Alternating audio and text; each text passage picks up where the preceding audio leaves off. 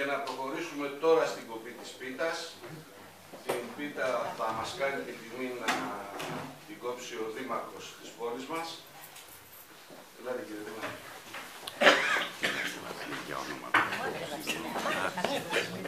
Ευχαριστώ εγώ για την τιμή που μου κάνατε και μου δίνετε το λόγο να κόψω.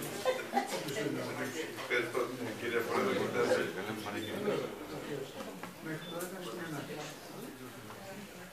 Επίσης θέλω να πω ότι στην πίτα υπάρχουν δύο φλουριά, όπως συνηθίζεται να το λέμε.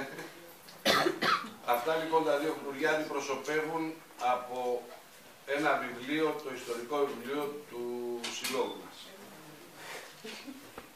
Πάνω που έλεγα ότι αυτός είναι πλούσιος σύλλογος που βάζει και φλουριά, αλλά έχουν εφευρηματικά τα πάνω τα βιβλία. Γι' αυτό είναι έσω του συλλόγου βέβαια. Και όποιος δεν το έχει αγοράσει, να το αγοράσει κιόλας. Λοιπόν, και πάλι καλή χρονιά σε όλους. Η υγεία στα μέλη του Συμβουλίου, στην κυρία Πρόεδρο, και έχουμε επιτυχίες έργους. Και καλό έργο σε όποιους εκλεγούν στις εκλογές της επόμενης χρονιάς.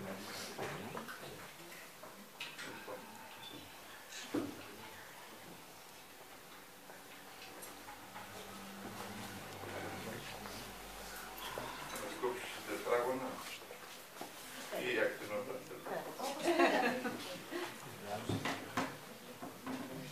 Αυτό που κόβουμε του Χριστού. Επειδή ο Χριστός όπως τα δίνει στην κοινωνία, όλα το κόβουμε μικρό κομμάτι. Το παίρνανε παπάδες, δεν είναι αυτό.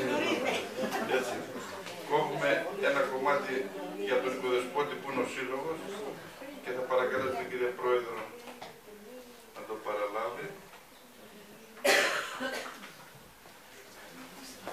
Καλή χρονιά και πάλι. Και συγχαρητήρια για το έργο. Να κόψουμε λοιπόν και για το Δήμο επίσης ένα μικρό κομμάτι. Αφού ο Τσίπου είναι δήμαρχος, δεν πάρει και τα λεφτά από εδώ. Καλή χρονιά. Να το δώσω στον κύριο. Δεν έχουμε εδώ τον πρόεδρο, να το δώσουμε στον αντιπρόεδρο του Δημοτικού Συμβουλίου, που εκπροσωπεί το σύνολο της διοίκησης, και να το πάρετε λίγο για το καλό όνομα.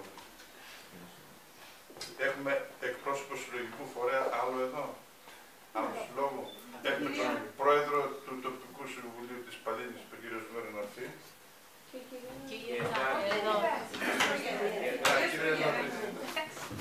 Αυτός ο λόγος γίνεται.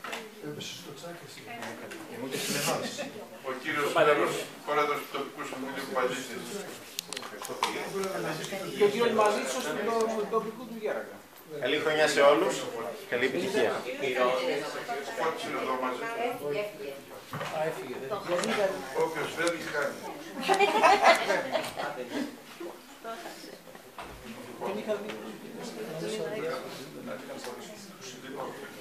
Αυτά για την κυρία Λαπρινή για το Σύλλογο Γυναικών. Και τα υπόλοιπα, κυρία Πρόεδρε, τα υπόλοιπα είναι λίγο βοήθησαν. Πάμε να κόψουμε έτσι. Εγώ πήρα στο Δήμο, είμαι στο Δήμο. Και πριν κλείσουμε τη Γενική Συνέλευση, να πέσουμε κάποιον που με λέει χοντρό, τώρα δεν θα ξαναγίνω.